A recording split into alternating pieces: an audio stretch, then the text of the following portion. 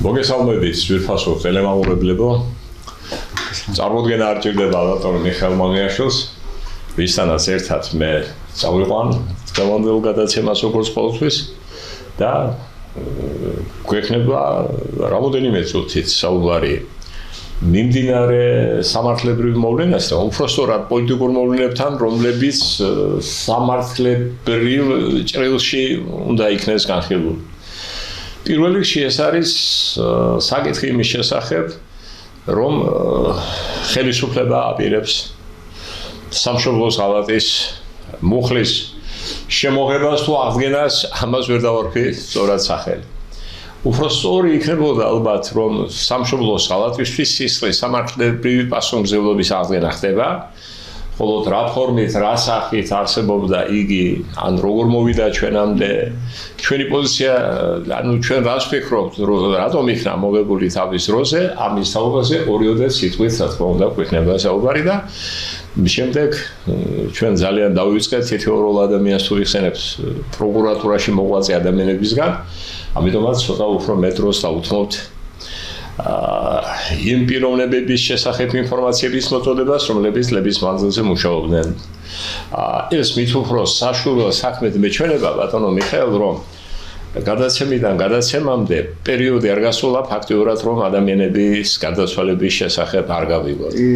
აი ახლა დღეს გავიგე, რომ ბატონი გივი მდინარაძე გარდაიცვალა. მდინარაძეს მე ძალიან ახლოს ვისწოდი მეც კი არა, მაგრამ ვიცოდი, რომ სისტემაში მუშაობდა, ბოლოს ხეცაში იყო მგონია, როგორც ვიცი, როგორც თანაშემწე, მაგრამ ვიცნობდი და ვიცნობ მიშვილს, დავით მდინარაძეს. ესე იგი ტრადიციული საპროკურორო დინასტია ფაქტობრივად და სამწუხაროდ აი ეს ადამიანები მიდიან კიდევ ერთხელ მიწევს ამის ხმა ძალიან ნაწყენი, განაწყენებული გულდაწყვეტილები იმის გამო, რომ ქვეყანამ არა თუ არ დაინახა მათი შრომა და თავდადება, არამედ დაუმსახურებლად უმეტეს შემთხვევაში მიაკერა ჩარისხილების იარლიკი და დღემდე არავის უთქვამს შემდგომი პერიოდის ხელისუფალთაგან, რომ ეს მოქმედება არასწორი იყო და არ გაკეთებულა თუნდაც რაიმე სახის განცხადება, რომელიც მალამასაოდ მოედებოდა აი ამ პატივით და ღირსებას შელახულ ადამიანთა გზნობას. ამიტომაც, როდესაც ჩვენ გადავწყვეტეთ, რომ თითოეული გადაცემის პროცესში გავიხსენოთ რამოდენიმე ადამიანი მაინც, ამით მე ვფიქრობ და ძალიან ბევრმა აღნიშნა, რომ ამით კარგი საქმე კეთდება და ვეხმარებით იმ ადამიანებს. ისე რომ ჩვენ კიდევ ერთხელ უთანაგზობთ ბატონ დავითს მამის გარდაცვალების გამო და ვისურვებდი, რომ რაც შეიძლება ნაკლები ადამიანები წასულიყვნენ ახლმერყიული ცხოვრებიდან და თუ წავლენ და ბუნების წინააღმდეგ ჩვენ ვერ წავალთ, ბუნებრივია, მაშინ 1-2 თბილი სიტყვა მაინც გავაყოლოთ იმ ქვეყნიურ სასუფეველში. თქვენ ზამატებდით, ბატონ.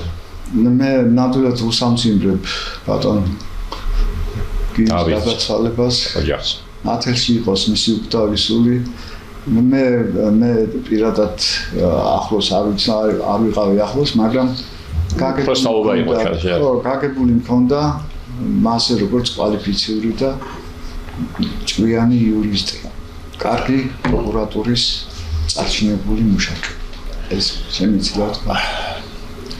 მაშასე დაუბრუნდეთ სასაუბრო თემას სამშობლოს ღალატისთვის სასამართლებრივი პასუხმგებლობის საკითხს, რომელიც დაანონსა კი არა, უკვე შეტანილია როგორც ვიცი საგანმანათლებლო წინადადება და პარლამენტი განიხილავს და მე დარწმუნებული ვარ, რომ მიიღებს კიდევაც.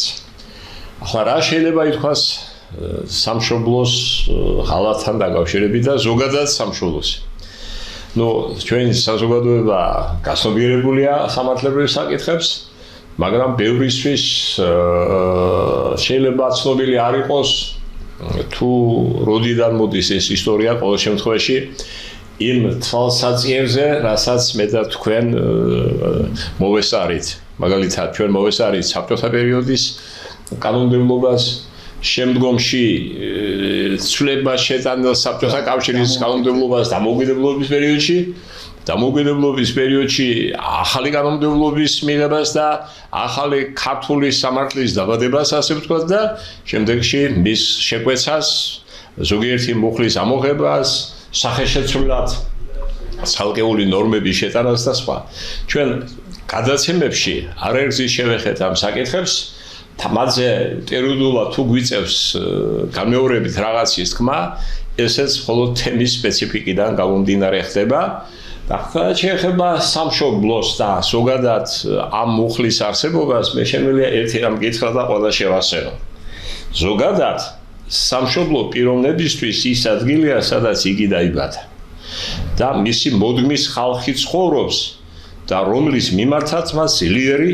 ემოციური თნობა აქვს ეს სამშობლო თანამედროვე სალიტერატურო ქართულით ახლა სამეგრელოში ამის სინონიმია ოდაბადი ну ადგილი სადაც შენ დაიბადე და მე ასაკთან ერთად რომ თვალსაჩინო გეფართოვდება ადამიანს ხო ახლა დაბადებულ ბავშვს პირველი თვალში ხდება მისი მშობლებია მისი სახკარი მისი გარემოა მე მის სამეზობლო სოფელი მე რაიონი და ეს თვალსაჩინო იზრდება და ერთ დღეს ეს ახალგაზრდა მაწველი აღმოაჩენს თუ რა ტერიტორია მისი სამშობლო ან მისი ოდაბადი ადგილი რაფიელ ერისთავისთვის იმდენად წმინდა იყო მოგეხსენებათ რომ იგი ამბობდა თავის ლექსში როგორც უფალი სამშობლო ერთია ქვეყანაზე და აი ნოდარ დუმბაძეს აქვს ძალიან საინტერესოდ ეს თემა გაშუქებული სამშობლოს და იგი ამბობს სამშობლო ისეთი უსაშველო ფენომენია რომელსაც ასაკი არ გააჩნია როგორც დედას და დედასავით მარადიულია გამოდის რომ სამშობლო ყოველდღე გუბადებს ყოველდღე იბადება ჩვენთვის თავად კი არასოდეს არ კვდება და ბოლოს იგი აკეთებს დასკვნას რომ სამშობლო ყველაფერი ისაა რომლისოდაც სიცოცხლე არ შეგიძლია ამის გაგრძელება თქვა აი ამ ავტორთა და პიროვნებების გამონათქვამებებს უსასრულოდ შეიძლება მაგრამ აი თუნდაც ის რაც მე თქვენს წინაშე გამოვიტანე აქედან კარგად ჩანს თუ რა ფენომენია სამშობლო როგორ უნდა გიყვარდეს და რა უნდა დაგემართოს კაცს როდესაც დედასავით ყველი და უფალივით ერთადერთი იმ დონეზე შეგზულდეს რომ მის საწინააღმდეგო მოქმედება ჩაიდინოს ადამიანმა და ღალატისთვის დაედოს მას ბრალ ერთი შეხედვით ძალიან ძნელია ქვეყნის კანონმდებლობაში ამუხლის არსებობა მაგრამ მოდით ვიყოთ გულწრფელნი ასეთი მუხლის არსებობა სავალდებულოა ხო თუნდაც პრევენციის თვალსაზრისით ახლა ისტორიულად რა გზა გაიარა რაცა ჩვენ მოვესწარით სამშობლოს ღალატს და შემდგომი პერიოდის ამასთან დაკავშირებით ბატონო მიხეილ იქნება 1-2 სიტყვა მივაწოდოთ საზოგადოებას გამარჯობათ ტელემაყურებლებო მოგესალმებით ეხლა უნდა მოგახსენოთ აი ბატონმა თემურმა ძალიან მოკლედ და კაფეოდ გამოხატა სამშობლო და სხვა შორის აი მოვაწეების იმ პიროვნებების გამონათქვამები რაც სამშობლოზე არსებობს.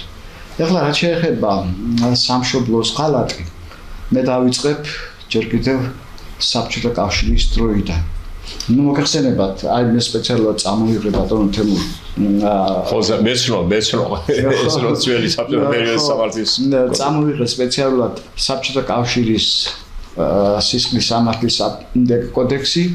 ნუ მოგეხსენებათ, ეხლა იქ სხვა იყო, სხვა მითუმები იყო, დანაშაული კერძო ნაწილი იწყებოდა არაპიროვნების წინააღმდეგ მიმართული დანაშაულებებიდან, არამედ სახელმწიფოს წინააღმდეგ მიმართული დანაშაულებებიდან და იწყებოდა განსაკუთრებული ნაწილი. თუ მახსოვს 65 მუხლით იწყებოდა განსაკუთრებული ნაწილი. 65 მუხლში იყო გათვალისწინებული სამშობლოს ღალატი. ნუ ეხლა საინტერესოა წავიკითხავ რა დეფინიცია იყო ალბათ ტელემაყურებლებს დაინტერესებს აი მეც მაინტერესებს გავხსენება აი უყურეთ სამშობლოს ღალატი 65 მუხლი სამშობლოს ღალატი ესე იგი ქმედება რომელიც კავშირის მოქალაქემ განზრახ ჩაიდინა კავშირის სახელმწიფოებრივი დამოუკიდებლობის, ტერიტორიული ხელშეუხებლობის ან სამხედრო ძლიერების საზიანოდ. მტრის ხარისზე გადასვლა, ჯაშუშობა, სახელმწიფო ან სამხედრო საიდუმლოების გაცემა უცხო სახელმწიფოსათვის, საზღვარგარეთ გაქცევა ან საზღვარგარეთ კავშირში დაბრუნება, დასევარის თქმა, უცხო სახელმწიფოსათვის დახმარების გაწევა კავშირის წინააღმდეგ მტკვრის საქმიანობაში. აგრეთვე შეთქმულება ძალაუფლების ხელში ჩაგდების მიზნით. აქ სხვათა შორის ისჯებოდა 15 წლამდე ქონების კონფისკაციით ან გადასახლებით 2-დან 5 წლამდე ან ისჯებოდა სიკვდილით. აქ იყო ბატონო თემურ წამახალისებელი ნორმა იმის შესახებ, რომ თუ კი თქვა მოქალაქემ სისხლის არ დაეკისრებოდა პიროვნებას სისხლის სამართლის პასუხისმგებლობა, რომელიც უწყვეტის ზაზორამ გადაიბირეს კავშირის წინააღმდეგ საქმიანობის განსახორციელებამ და მან ამის შესახებ დავალების შესრულებად არავითარი ქმედება არ ჩაუდენია და ნებაყოფლობით განუცხადა ხელისუფლების ორგანოებს უწყვეტის ზაზორების თავისი კავშირის შესახებ. აი ეს იყო ესე იგი ფაქტიურად ის ვინც ბოლოს მოიგებოდა მას აძლევდა შანსს. ეს სამახალისებელი ნორმა იყო, მართლაც აბსოლუტურად სავსებით სამართლიანად, რომ ეს ლათინური დანაშაულია და აქედან გამომდინარე მის გამოვლენას თვითონ ის პირმა უნდა შეუწყოს ხელი, ვინც ეს ქმედება ჩაიდინა. მე როგორც მახსოვს, ეს შედიოდა იმ თავში, რომელსაც ერქვა დანაშაული სახელმწიფოს წინააღმდეგ. აი საინტერესოა. აი ამ თავში რა, აი ამ სამშობლოს ღალატის გარდა კიდე რა დანაშაულები შედიოდა. კი ბატონო, იყო 66 მუხლი იყო ჯაშირობა, შემდეგ ტერორისტული აქტი, ომის პროპაგანდა, ორგანიზაციული საქმიანობა მიმართული განსაკუთრებით საშიში სახელმწიფო დანაშაულის ჩადენისაკენ, აგრეთვე ანტისაბჭოთა ორგანიზაციაში მონაწილეობა, განსაკუთრებით საშიში სახელმწიფო დანაშაული ჩადენილი შრომელთა სხვა სახელმწიფოს წინააღმდეგ ეროვნული და აქ იყო ეს სახელმწიფო დანაშაული და იყო აგრეთვე სხვა სახელმწიფო დანაშაული. აი სახელმწიფო დანაშაულები ეს იყო აი რომ პრიორიტეტულად სახელმწიფო დანაშაული წინააღმდეგ მართული დანაშაულები და სხვა დანაშაულები.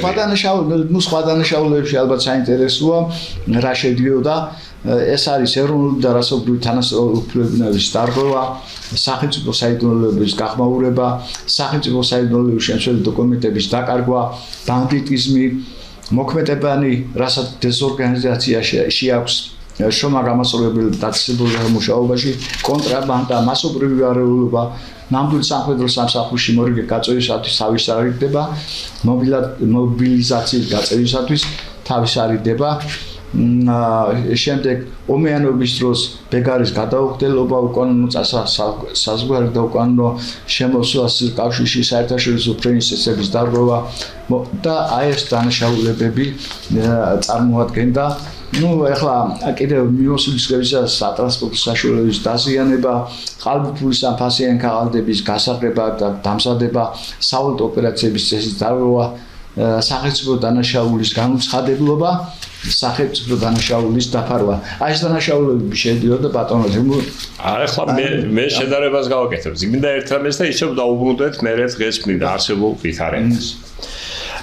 როგორც გვახსოვს, მას შემდეგ რაც საქართველოს ხელახლა გამოაცხადა დამოუკიდებლობა და ქვეყნის ხელისუფლებაში მოვიდა ზვიად გამსახურდია ბატონო ზვიად გამსახურდია და გახდა საქართველოს რესპუბლიკის პრეზიდენტი 1991 წლის 2 აგვისტოს ცვლილებები შევიდა იმ სისხლის სამართლის კოდექსში, რომელიც იმ პერიოდში შევიდა, ეს არის 1960 დეკემბრის კანონში, ეს კანონი შესაბამისად იყო. ნუ თავისთავად იმ პერიოდში უკვე არ არსებობდა საბჭოთა კავშირი და ცვლილება უნდა შეხებოდა დასახელებას, იმიტომ რომ ეს კანონი მას შემდეგ რაც საქართველოს დამოუკიდებლობა მოიპოვა, მისი კანონები უნდა გავრცელებულიყო საქართველოს რესპუბლიკის ტერიტორიაზე. ეს ცვლილება ისახა, მაგრამ რამდენადმე განსხვავებული იყო თვითონ სამშობლოს ღალატის მუხლის შინაარსი, და იქ არსებული დანაშაულების ჩამონაცვალ. აი შედარებისთვის თქვენ მოისმენთ ბატონმა მიხეილმა წარმოგდგენა თუ როგორი სახით იყო წარმოდგენილი სამშობლოს ღალატი და სხვა სახელმწიფო სინამდვილე მიმართულ დანაშაულთა ჩამონაცვალ. აი სამშობლოს ღალატი როგორ ესმოდა დამოუკიდებელი საქართველოს სისხლის სამართლის კოდექსის 67 მოსი. სამშობლოს ღალატი. ესე იგი ქმედობა, რომელიც საქართველოს რესპუბლიკის მოქალაქემ განზრახ შეიდინა, საქართველოს რესპუბლიკის სუვერენიტეტის, მისი ტერიტორიული ხელშეუხებლობის, ან სახელმწიფო უშიშროებისა და თავდაცვის უნარიანობის საზიანოდ. ტრის მხარეზე გადასვლა, ჯაშუშობა, სახელმწიფო ან სამხედრო საიდუმლოების გაცემა უცხოების სახელმწიფოსათვის, დახმარების გაწევა უცხოეთის სახელმწიფოსთვის საქართველოს რესპუბლიკის წინააღმდეგ ტრულ საქმიანობაში, აგრეთვე შეთქმულება სახელმწიფო ხელისუფლების დამყობისა და ძალაუფლების ხელში ჩაგდების მიზნით.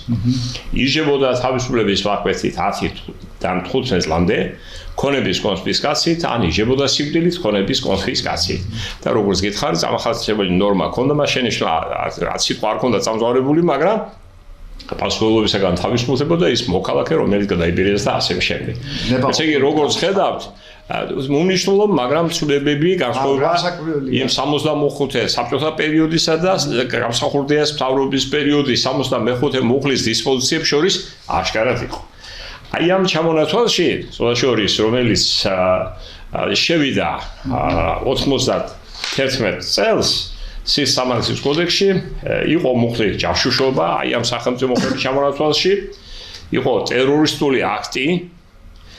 ტერორისტული აქტი უცხოეთის სახელმწიფოს წარმოადგენელ წინააღმდეგ, შემდეგ დივერსია, მავნებლობა, 71 მუხლი იყო საჯარო მოწოდება საქართველოს რესპუბლიკის კონსტიტუციური წყობილების დამხობისა და თუ ძალადური შესწრისკენ, 71 პრიმა, ეს იყო მოწოდება სახელმწიფოს წინააღმდეგ დანაშაულის ჩადენისკენ, 72 იყო მოწოდება ომის გაჩაღებისკენ, წარმოიდგინეთ თქვენ, ეს მუხლი რომ არსებულიყო, ის ადამიანები, ვინც მოგვიწოდებდა რომ ჩართულ ომი, მოსულა ომი გვინდაო, აბა როგორ გინდა ხო, აბა მოწოდება, აბა რა თქმა უნდა, აი ეს მუხლი შემდეგ 73 ანტისახელმწიფო ორგანიზაციის შექმნა ან მის საქმიანობაში აქტიური მონაწილეობა. ხოლო 74 მუხლი პერიოდშიც იქნა მოღებული თავისთავადია, მაგრამ იყო სახელმწიფო წინააღმდეგ მიმართული სხვა დანაშაულები. ეს არის ამ თავის მეორე განყოფილება, ხო? ეროვნული და რასობრივი თანასწორუფლებიანობის დარღვევა, შორის ეს მუხლი ჩვენ თავის დროზე გამოვიყენეთ, როდესაც სამხრეთ ოსეთში მიმდინარე მოვლენებს ვიძიებდით და მის ლიდერს სხვა მუხლებთან ერთად ესეც ჰქონდა წაყენებული მე როგორც მახსოვს. სახელმწიფო საიდუმლოების გახმაურება გამიგეთ. შემდეგ სახელმწიფო საიდუმლოების შემცველი დოკუმენტების დაკარგვა, სამსახურებრივი საიდუმლოების ქონების ცნობების გადაცემა უცხოეთის ორგანიზაციისთვის, არა მხოლოდ ის ჯაშუშური საქმიანობის დროს მოიპოვებოდა, არამედ აი ეს ჩემ ბანდიტიზმი, ну ახლა იმდენად მძიმე დანაშაულთა კატეგორიაში იყო განხილული ბანდიტიზმი და არა ეკონომიკურ სფეროში შემავალ დანაშაულთა შემადგენლობაში კი არ განიხილებოდა, არამედ შეერაღებული ბანდის ორგანიზება სახელმწიფო ან სხვა დაწესებულებებზე თავდასხმის მოსაწყობად და ასეთი ორგანიზებული თავდასხმები ხდებოდა და ამ მუხლის არსებობა ამ თავში აუცილებელი იყო. მერე მოქმედება, რომელსაც დეზორგანიზაცია შეაქვს თავისუფლების აკვეთის დაწესებულებათა მუშაობაში, ხო? კონტრაბანდა, ესე სახელმწიფო დანაშაულის მასობრივი არეულობა, სამხედრო სამსახურში გაწვევისაგან თავის არიდება, მობილიზაციის გაწვევისათვის თავის არიდება ცალ-ცალკე იყო, ომიანობის დროს ბეგარის შესრულებისათვის ან გადასახადთა გადახდისთვის თავის არიდება. საინტერესო იყო, ხო? იღება თავისუფლების აკვეთით ვადით 1-5 წლამდე, გამოსწორებული სამუშაოებით ვადით 2 წლამდე. სახელმწიფო საზღვარზე უკანონო გადასვლა, ესეც საინტერესებს ალბათ დამოუკიდებლობის პირველ ეტაპზე. აი სახელმწიფო საზღვარზე უკანონოდ გადასვლა იღებოდა თავისუფლების აკვეთით ვადით 5 წლამდე. ამ მუხლის მოქმედება არ ვრცელდებოდა იმ შემთხვევაში, როდესაც უცხოეთის მოქალაქე ჩამოვა საქართველოს რესპუბლიკაში, დადგენილი პასპორტის ან ნებართვის გარეშე, რათა ისარგებლოს საქართველოს რესპუბლიკის კონსტიტუციით მინიჭებული თავშესაფრის უფლებით, თუ ეს დადასტურდებოდა. ესე იგი ჰუმანური ნორმა იყო თავისთავად. თუ შენ მოდიხარ კესელი განზრახვით, მაშინ ჩვენს კეთილად მოგექცევით და ამის შესაძლებლობას კანონმდებლობა იძლეოდა. საერთაშორისო ფრენის წესების დარღვევა. ანუ აი ესე მაბადიეთ ეს სიტყვა უპრაგონოთ, შემოფრენა და გადაფრენა საქართველოს ტერიტორიაზე იგზალებოდა სისამართლებლივი წესით იჯებოდა თავისუფლების აკვეთით ვადით 1-დან 100-მდე საჰერო ხომალდის კონფისკაციით ანუ ომისოთ. ახლა რამდენად შესევდა უნარი სახელმწიფოს ეს სატრანსპორტო აღიკვეთა ეს სხვა თემაა. მაგრამ თუ კი შესაძლებლობა იქნებოდა საქმის გამოძიება დაიწყებოდა და ფედერალური ღონისძიებების გატარების შედეგად შესაძლებელი იყო ამ დანაშაულის რამდენი პირის თქვა ექსტრადიცია თუნდაც საქართველოში და მისი პასუხობრივობა. მოძრაობის უსაფრთხოებისა და ტრანსპორტის ექსპლუატაციის წესების დარღვევა. აი, რასაც მოყვა ადამიანთა უბედური შემთხვევა, მარცხი, ავარია, სახელმწიფო და რიგში გადიოდა და იჯებოდა თავისუფლების აკვეთით 3-დან 15 წლამდე. იგივე ქმედობა თუ მას არ მოყოლია ასეთი შედეგი, მაგრამ თუ ის წინასწარი შეცდომით ქმნიდა ამ შედეგის დადგომის საფრთხეს, იჯებოდა თავისუფლების აკვეთით ვადიდან 3 წლამდეან გამოსწორებული სამუშაოებით. საქართველოს რესპუბლიკის საერო სივრცის გამოყენების წესის დარღვევა, ესეც კი იყო გათვალისწინებული 86 პრიმატი. მიმოსვლის გზებისა და სატრანსპორტო საშუალებების დაზიანება. აქ საუბარია განზრახ თუ გაუფრთხილება დაზიანებაზე, ხო?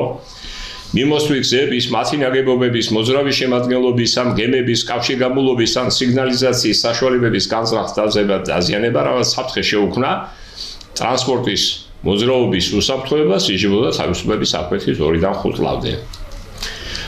ხოლო იგივე ქმედება, რომელსაც მოყვა მატარებლის გემის, საერო ხომალდის ან საბაგირო გზის ავარია, რასაც ადამიანებს ყველაფერი არ მოყოლია, იჯებოდა თავისუფლების აკვეთით ვადით 10 წლამდე. მაგრამ თუ იგი დამთავრდებოდა სხვერპლით, მაშინ 8-დან 15 წლამდე თავისუფლების აკვეთ. აქვე გადიოდა ყალბი ფულის ან ფასიანი ხალხის დამზადება ან გასაღება. სახელმწიფო დანაშაულის განუცხადებლობა, სახელმწიფო დანაშაულის დაფარვა.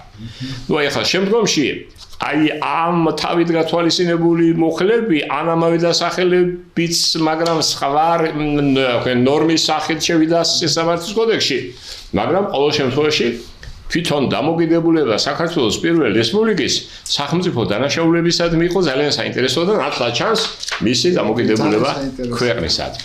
ისე რომ ეს ნორმა თავის დროზე მიღებული იქნა, მაგრამ მოხდა ის, რაც არ უნდა მოხდარიყო ჩემი აზრით და რასაც იურისტების უმრავლესობა სასახად ვეთანხმებით, რასაც ვთანხმდები, რომ საქართველოს კონსტიტუციიდან საქართველოს სამართლის კოდექსიდან არ უნდა მოიღოთ სამშობლოს ღალატის მუხლი.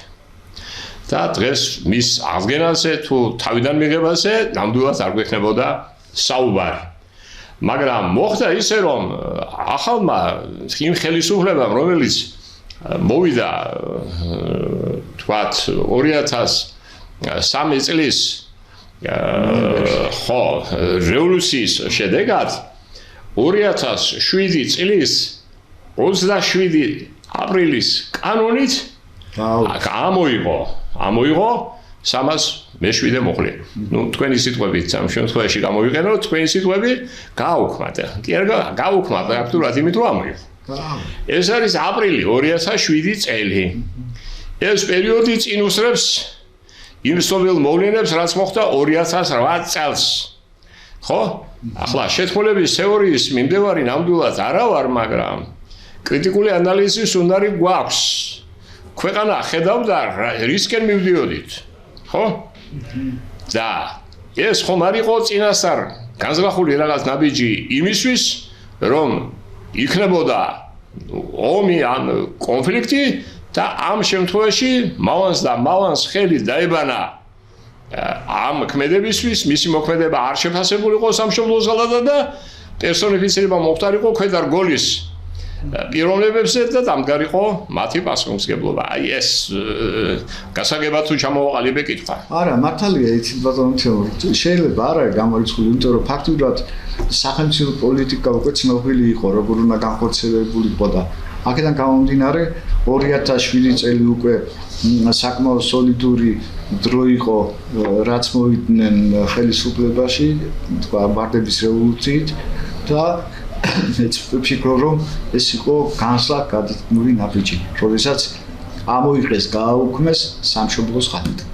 ხო, ეს მით უფრო ჩვენ გარშემორტყმული ვიყავით და ვართ მტრული ძალებით და მოსალოდნელი იყო რომ ნებსი თუ უნებლიეთ ადამიანები აღმოჩენილიყვნენ იმ როლში რომელსაც კანონმდებლობა აფასებს როგორც წესი მსოფლიოს თითქმის ძალიან ბევრ ქვეყანაში როგორც სამშობლოს ხალხს.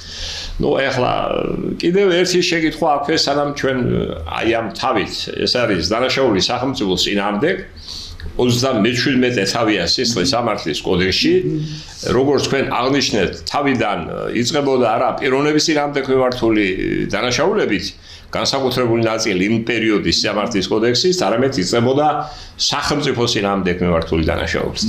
ალბათ ნუ მისყენენ ადამიანები მაგრამ თითოეული ადამიანის სიცოცხლეზე მეტად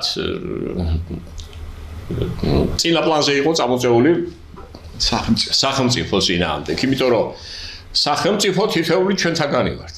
ანუ სახელმწიფო არის კრებსით ისნება, ხო სწორია?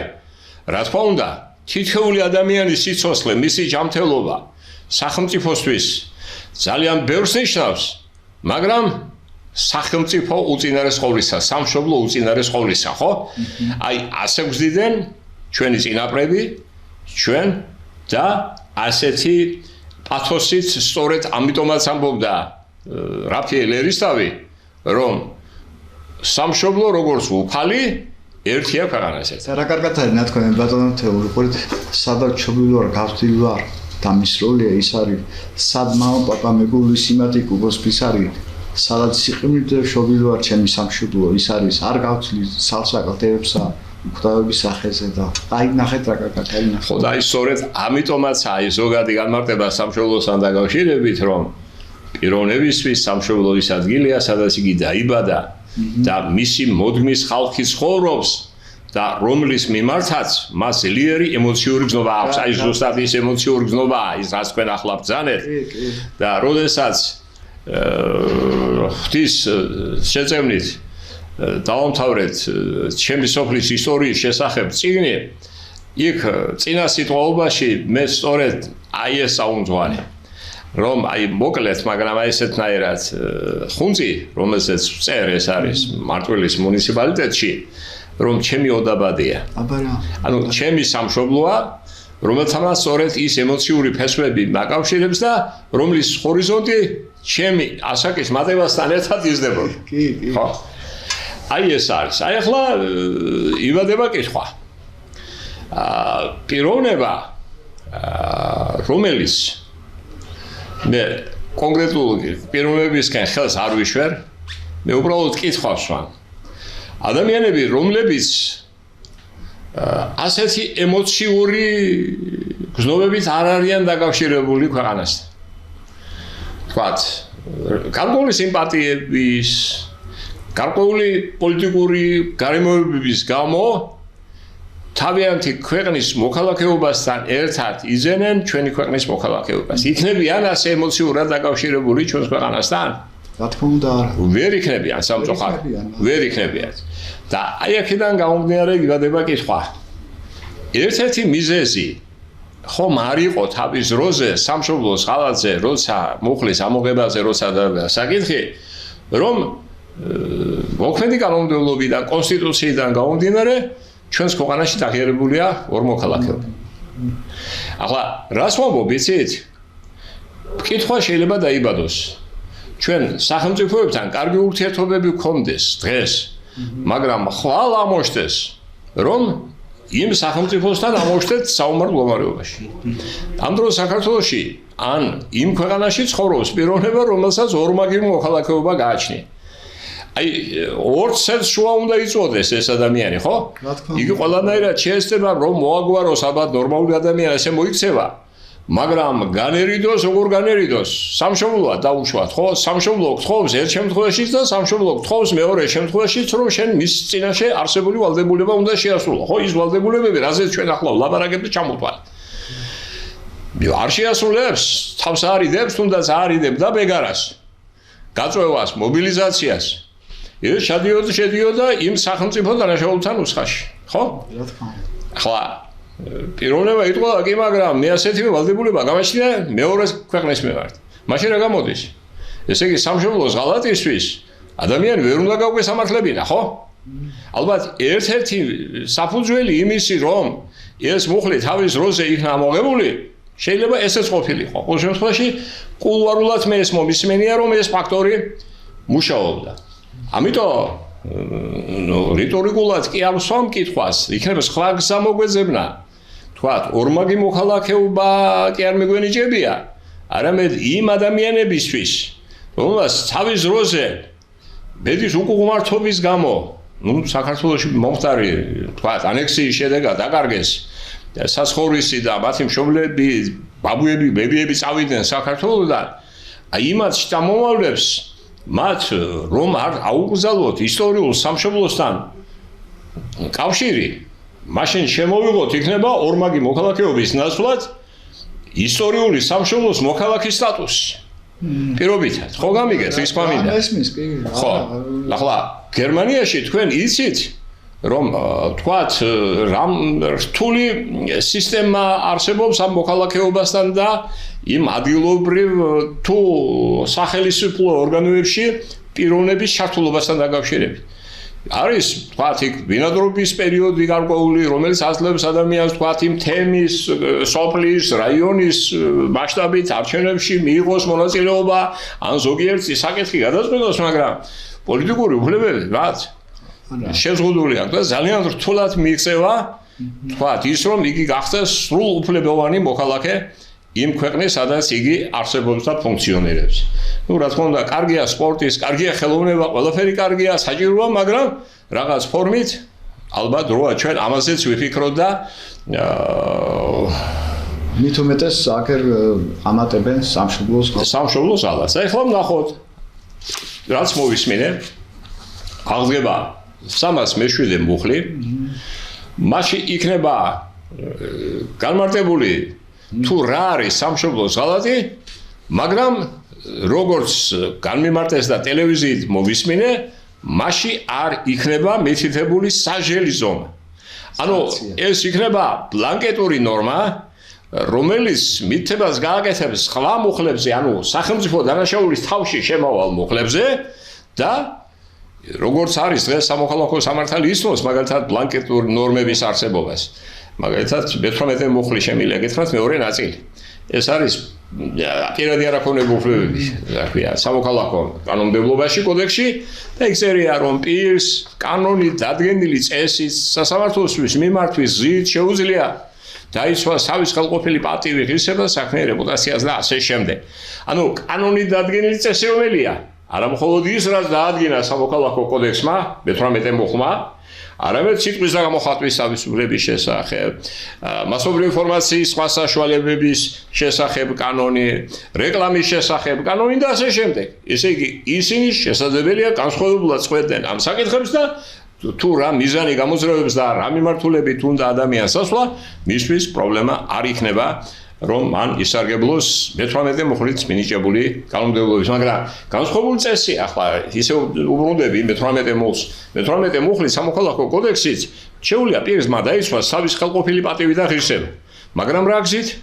იმ გზით, რომ სასამართლოს მიმართოს და თქვას, რომ ეს ინფორმაცია რო გავცელდა, ეს სინამდვილესთან შეუსაბამოა და დაავალეთ ამ ინფორმაციის უარყოფავ. ხო? მაგრამ სიტყვის და გამოხატვის თავისუფლების დადგენილი წესი თუ მიმართავს მასობრივი ინფორმაციის საშუალებების და წინააღმდეგ, ამ შემთხვევაში მიკუთვნებით სარჩელით კი არ უნდა მიმართოს, აღიარებით სარჩელით უნდა მიმართოს. ანუ სასამართლოს უნდა თხოვოს, დღეს დაადგინეთ, რომ ცილისამებას აქვს ადგილი. გამიგეთ? და ამის მერე მისი პასუხისმგებლობა დაადგინეთ, დააწესეთ სიტყვის და გამოხატვის თავისუფლების კანონის შესაბამისად. იცით? აი ეს განსხვავება თვალშისაცემია, ვინც არ იცის იმათ გასაგონრად, რამდენად გასაგებად თქვი არ ვიცი, მაგრამ ყოველ შემთხვევაში ეს პრობლემა ხომ არ იქნება ამ შემთხვევაში. რახან ჩვენ ვამბობთ, რომ აი 65 მუხლი წინაარსი ფაქტობრივად ზოგიერთი ცვლილებით იქნება გადატანილი 307-ში, ხო ასეა? მაგრამ იმ რედაქციისგან განსხვავებით, სადაც იყო რომ იშება თავისუფლების აკვეთით, აქ არ იქნება ამაზე მითითება, ხო? ნუ არ ვიცი, ყოველ შემთხვევაში ეს ნოვაციაა სამართლის კოდექსში? მე მგონი ესეთი დაბნეულობას ხო არ გამოიწვევს ბატონო მიხეილ? არა, ერთი რაღაცა, იცით, აქ შეიძლება ორი აზრი გაგვიჩნდეს. ახლა ერთი პირველი, რომ თვითონ დეფინიციაც ადრე მოქმედი სამშობლოს ღალატიც შეიცავდა ისეთ დანაშაულებებს, რომელიც ცალკე მოკლით იყო გათვალისწინებული, მაგალითად ჯაშუშობა. ასე ახლისა მიცემული რომ ნახე მე, ხო? აი სამშობლოს ღალატი. და იქ მე არის თქვა 300 მერვე მუხლის, 300 ჩამოთვლილია. ხო და ამ შემთხვევაში ახლა ეს იქნება აი კვალიფიკაცია როგორ უნდა მოხდეს ამ შემთხვევაში თქვა ჩაიდინა პიროვნება სახელმწიფო საიდუმლოების გაცემა, ხო? ანუ ამ შემთხვევაში სამშობლოს ღალატი. დიახ, სამშობლოს ღალატი შედის.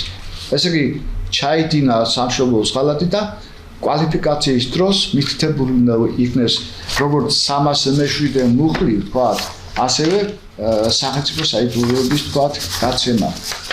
თუ ჩაიდინა დაუშვათ სხვა დანაშაული, თქვა, აგერ სახელმწიფო საიდუმლოების გახმაურება უნდა იყოს მითითებული სამშობლოს ღალატიც და რა თქმა უნდა სახელმწიფო საიდუმლოების გახმაურება. ანუ მე ვფიქრობ, რომ ორივე ეს დეფინიცია სამშობლოს ღალატის, რომელსაც სანქცია არ აქვს და ის რაც ჩაიდინა დანაშაული, ორივე უნდა იქნეს მითითებული. სხვანაირად არ გამოდის. ესე იგი, მაგალითად, სახელმწიფო საიდუმლოების გაცემა. კი. ჩაიდინა სახელმწიფო საიდუმლოების გაცემა ჯაშუიმით რა ქვია სამშობლოს ღალატის გზით. ხო, აი ესეთი, ხო. აი ესე იგი ჩაიდინა ესა და ეს არის სამშობლოს ღალატი, აგერ იმაზე რა ქვია სახელმწიფო საიდუმლოების გაცემის გზით. ხო, სასწრაფის გზით, ხო. ნუ ნახოთ ამას ყოველ შემთხვევაში თორსა კანონმდებლობა. არა და ამ შემთხვევაში, ხო? საკმაოდ ის არის, რა ქვია, სახელმწიფო საიდუმლოების გახმაურება, დაცვის წესების დარღვევა და ასე შემდეგ. ის რაც იყო სახელმწიფო დანაშაულს და სხვა სახელმწიფო დანაშაულებში დღეს ფაქტიურად გაერთიანებულია, ხო სწორია. ასე დაყოფასაც არ ვითვალისწინებს, ეს პრობლემას ხომ არ შექმნის. არა მგონია, იცით რა. ნუ ყოველ შემთხვევაში თვითონ იდეა რომ სამშობლოს ღალატის მუხლი აღზრა ეს უდაოდ დადებითი მოვლენა დანარჩენი დაველოდოთ პრაქტიკა სასამართლო პრაქტიკას გამოჩნდება თუ კი რა. ნახოთ ყოველ შემთხვევაში თუ ვინმე სურვილი გაუჩნდება ჩვენ შეგვიძლია 1-2 სიტყვა რჩევის სახით შევაწიოთ ამ თვალსაზრისით თუ არა და როცა უნდა ძალიან კარგად წერენ კანონებს, მაგრამ როცა არ უნდათ, მაშინ აბუნდოვანი გაუგებარი და 10 კაციდან 9 კაცს რო განსხვავებულად ესმის, რაც ძალიან ცუდი. ეს ამით აი ამ თემაზე საუბარი დავამთავრო და მოდით გავაგზავნოთ პროკურატურის მუშაკებზე საუბარი, ინფორმაციების წარმოდგენა და აი ბატონი 500 სალია თუ გახსოვთ თქვენის. ეს იყო ძალიან საინტერესო პიროვნება. სხვა შორის მისი შვილები პროკურატურაში მუშაობდნენ, გახსოვთ? კი, სალია. ახლა ეს წალენჯიხიდან იყო ბატონი ხუტა, მერე გადავიდა როგორც ვიცი მე და მუშაობდა აფხაზეთის სინამდვილეში გალის პროკურორი იყო თუ ამ ჩამჩირის და იმ პერიოდში როდესაც მე ცენტრალურ აპარატში გამომძებლად მუშაობდი, ის იყო ზონის პროკურორი, საგამოძიებო სამინისტრო. ახლა საინტერესო იყო ძალიან განათლებული, ერუდირებული კაცი და თავისებური კაცი. ახლა ეს თავისებურება ცოტა იუმორის იმით შესაძლებლია და რატომ? ხუტა სალია პურმალიან კაცი იყო, როგორც ყველა, ვინც კი ჩამოვიდოდა ზონის იყო, მისი გამომძიებელი რაიონიდან სხვები აუცილებლად სახში უნდა მიეპატიჟებინა. სახში ყავდა მეუღლე შესანიშნავი ქალბატონი სახლისი და გაუთხოვარი და როგორც მახსოვს, ეს ორი ქალბატონი ამ სტუმრების მიღება გაშვებაში იყო და ბატონ ხუტას ძალიან უყვარდა როგორც ამბობდნენ კაცარი, ანუ ციგანი. ესე იგი შესვენებაზე რომ მოვიდო და ეტყოდა, თქვა, გამომძიებელი იყო ჩამოსული საქმეს ახსენებდა, ხო? მე წავით ახლა ჩემთან წინამდებობას ვერს გავუბედავდა ვერანი, ავიდოდნენ იქ ორჭიხასაც დაალევინებ და ხუტასთვის ორჭიხა იყო თუ არა, ზოგიერთის სამოდა და იქ ორი ჩამოვიდოდით მე თვალში გვებლანდებოდა და მოხდა ასეთი რამ, ხო იცით? ენის მიმტანი ადამიანები არ დაილევა, ბოროტი ადამიანები და ბატონ იმ დროინდელ რესპუბლიკის პროკურორს ანზორ ბარაბაძეს ინფორმაცია მიუტანეს რომ ხუთა რესტორანში იყო ეს ის პერიოდია მშრალი კანონი რომ კანონობს და რას ქვია რესტორანში იყო ფაქტიკი არ იყო საკმარისო დაეკავებინა საკმარისი იყო თუნდაც ის რომ ინფორმაცია მიეტანა ვიღაც ხო და რაზმაძე იყო ვახტანგი ბატონო ვახტანგი პირველი მოადგილე და ვახტანგი და ხუთა კურსელები ყოფილან და ახლა მას უკეთესად ვინისტობდა ხო და იმანაც იცის ეთყობა დარაბაძემ და აი ესეთი ინფორმაციაო შემოვიდაო და როგორ მოიქცეთო რა წერია მანდო რა რესტორანში დადის და ქეიფობს არ დაიჯეროთო თქვია ხო რას ქვიაო რაო არ ჭამსო არ სვამსო ბიჭო ჭამსო სვამს კიდევაც მაგრამ რესტორანშიო მაგის ცხოვრებაში არ უნახავს არაფერო სახში და გაიცინა თურმე დარაბაძემ და კაცს თუ ჭამა უყვარს მაუყვარს და რესტორანში არ დაეს და კანონს არ არგობს ვისი რა საქმეა აი ესეთი ისტორიების ხდებოდა სამბედნიერო დღეს აღარ არის ცოცხალი და მისი შვილები ხო მისი შვილები ნუ მე როგორც ვიცი ასეთი დღეს პროკურატურის ორგანოებში არ მუშაობთ აი ბატონი გოჩა ფერაძეზე ვილაპარაკეთ ჩვენ არაერთხელ აღვნიშნეთ რომ საზოგადოება მინდა იცოდეს რომ მან ძალიან დიდი ამაგი დასდო პროკურატურის ისტორიის შესახებ ნარკვევების შექმნას. პირველი წელი გამოვიდა, ახლა მეორე წელი გამოდის. გარდა ამისა, იგი თაობს როგორც ეკონომიკის და სამართლის ინსტიტუტის თანამშრომელი ჩვენი ხვალწმოსილი პროფესორების სომნისადმი მისვლილი კრებულების გამოცემას სურგულაძის ახლამზადება მიხეილ კეკელიასთან დაკავშირებით მზადება ისე რომ გოჩა ფერაძე ჩართულია ძალიან სერიოზულად საქმიანობაში იგი მახარებს იმის წარმოდგენა რომ თავის დროზე მან ჩემთან გაიარა საწარმოო პრაქტიკა და მე ერთ-ერთი რეკომენდატორი მეც ვიყავი რომ მას პროკურატურის ორგანოებში ემუშავა ღირსეულად კაცურად თეორიასაც რომ არ ჩამოცილებია და პრაქტიკულ საქმიანობაში სახელასახავი და მე ვიტყოდი რომ დღეს როგორც ვიცი უკვე მასაც უწია საპენსიო საქმე მაგრამ აი ამ წიგნის გამო პროკურატურასთან ურთიერთობას აგრძელებს და უსურვოთ მას დიდი ხნის შემოქმედებითი წარმატებები მოდით თუ რამე სიტყვით და ბრძანეთ გოჩა ფერაძე ჩემი მეგობარია ბატონო ძალიან დიდი ხანია ვიცნობ და მასთან ურთიერთობა არის ძალიან ისეთი დადებითი ემოციებს იწვევს განათლებული უარესად ერუდირებული პიროვნება კვალიფიციური იურისტი და რაც აგერ აღნიშნეთ მას საშვილიშვილო საქმე გააკეთა გამოსა სურგულაძის აგერ ნადარეიშვილის გამოსა აგერ აკეთებს მიხეილ კეკელიას მიხაკო კეკელიას სონის წიგს ეს ძალიან დიდი საქმეა თან მერე ერთ და ორი გვერდი კი არა 1000 გვერდზე და სხვა შორის სურგულაძის წიგს რომ ამზადებდა მასე ნაშრომს ამზადებდა ჩემი სტატიაც არის ისტორიული ფორმები სისხლის სამართლის პროცესის ფორმები ერთ სიტყვით უსურვებ წარმატებებს ჯანმრთელობას ბედნიერებას და ყველაფერს კარგს ბატონ გოჩას მან შემოგვენახა ის ადამიანები რომლებიც რუდუნებით ქმნიდნენ სამართლის ისტორიას და სამართლის ისტორია თუ კარგად ჩავხედავთ ეს ქვეყნის ისტორია ისინი იდგნენ ამ სამსახურში და აკეთებდნენ აი ფურცელაძის ხვების აი მათი ღვაწლი დაიკარგებოდა უდაოდ რომ არა გოჩა და ბისნაირი ადამიანები ვინც ამას კრეფენ უყრიან თავს და ამით ჩვენს გვაძლევენ საშუალებას რომ ამაყი ვიყოთ მომავალ თაობების წინაშე. ამით დავამთავროთ თქვენს ნებართვით მომავალ შეხვედრამდე წარმატებული ყოფილიყოს ყოველი მომდევნო დღე საქართველოსთვის. ამინ.